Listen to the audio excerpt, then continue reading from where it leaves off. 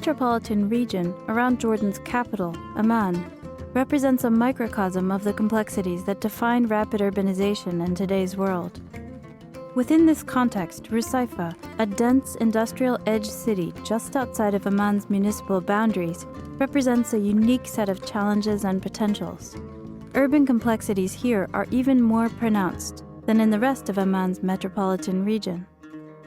Over the course of the 20th century, Rusaifah experienced unpredictable and unprecedented population growth as it became a destination for refugees and immigrants fleeing conflict zones in the Middle East, such as Iraq, Kuwait, and Palestine.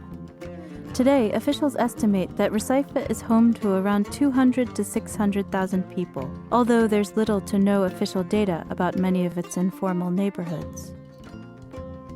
As in all of Jordan, the population of Rusaifah is expected to double over the next 25 years, and the large majority of its population will be under age 25. For these reasons and others, Rusaifah is an ideal site for thinking out innovative approaches to 21st century urbanism. In the spring of 2010, a group of international architects, planners, students, and activists came together at the request of Jordan's Ministry of Social Development. They came to devise a spatial development strategy for the Amman-Rusaifah region. Over the course of about 2 weeks, the team conducted fieldwork, historical research, focus group meetings, interviews with community youth leaders, and surveys of local NGOs. They then combined this qualitative data with architectural and ecological investigations of Rusaifah's neighborhoods. All of this was in preparation for the strategic policy document published in Urban Think Tank's Slum Lab newspaper in collaboration with Columbia University. This film is based on their work. It's a brief portrait of Rusaifah and the people who live and work there. It offers an on-the-ground and behind-the-scenes glance at what the designers and activists identified as Rusaifah's 6 design ecologies.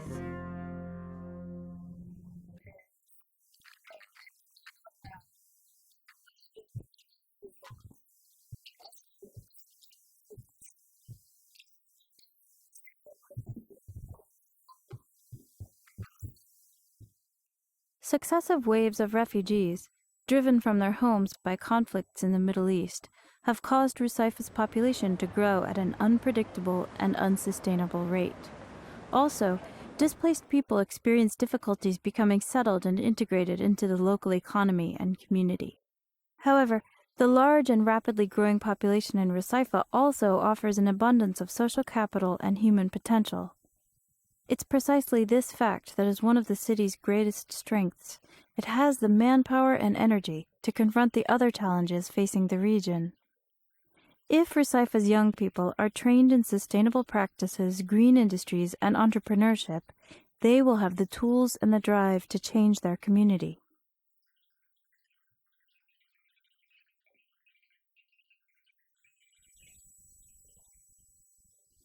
The German people, when they came here 50 years ago, they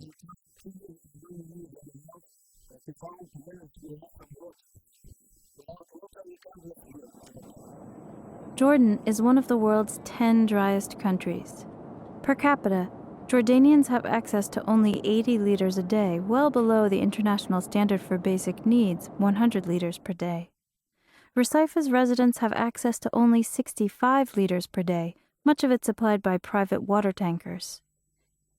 But the Zarqa River, one of Jordan's 3 major waterways, flows right through the center of the city, or rather used to flow.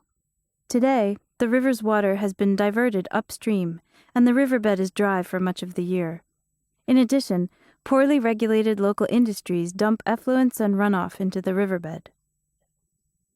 However, Rusaifah is also home to a stalwart band of urban farmers who eke a living out of the small patches of arable soil around the riverbed. They have created small-scale irrigation and greywater systems to preserve their way of life. With their cooperation, Rusaifah's youth can learn about urban farming, water catchment, and storage, all of which are essential tools for the future. And the river itself, given the protection and attention of policymakers and stakeholders, could recover from its ecological devastation and once again become the heart of the community.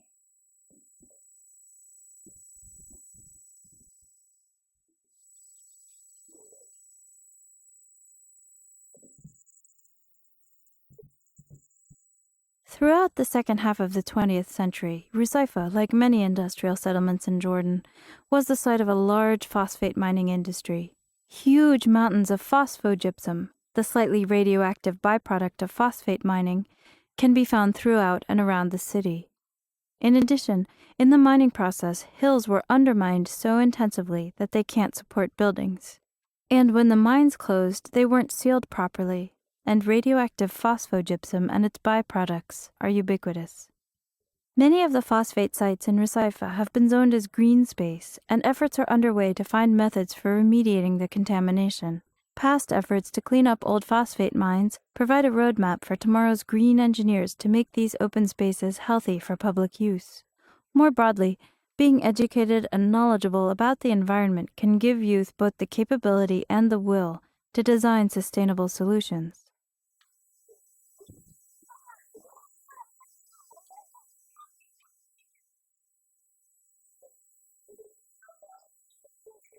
The vast majority of Jordan's food is imported. The amount of arable land there has steadily decreased since the mid-20th century, and it continues to decline as the water shortage becomes more acute. More technically innovative irrigation and greywater systems, along with local knowledge about traditional farming practices and indigenous species, can create a new generation of urban farmers. Rusaifah, with its farms and its riverbed, offers unique potential for a new wave of agriculture.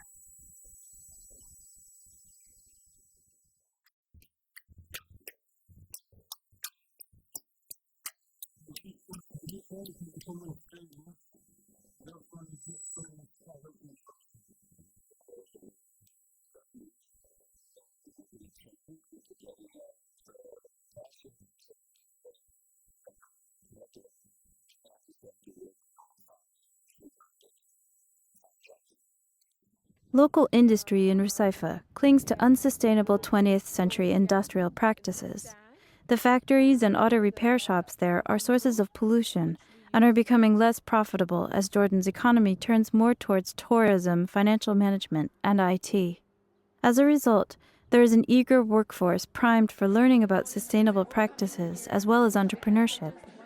Rather than training youth for the existing unsustainable industries, they should be given the skills to create economic opportunities.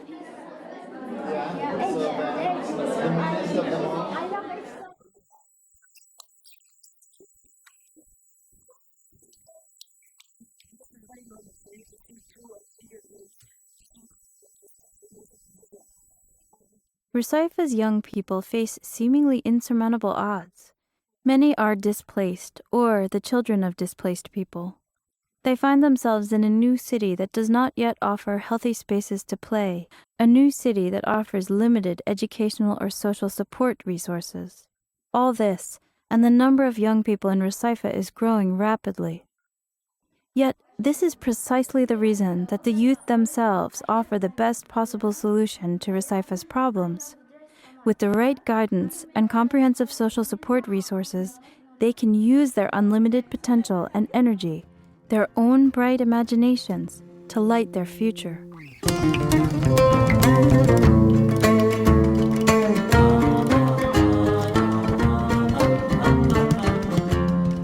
Despite displacement, conflict, water scarcity, pollution, despite everything, Rusaifah holds the potential to become a model of success. But only if we push the edge of the envelope, if we continue to challenge accepted beliefs about 21st century urbanism, will places like Rusaifah foster innovative and sustainable ecologies. Good design can support growth and productivity. The creation of interdisciplinary approaches to leadership and organizing can create sustainable solutions to unsustainable problems. Designers, activists, planners, and all of us must study and nurture the best that urban spaces have to offer. We must look to the vibrant community found in their networked structures and the immense potential of their social density.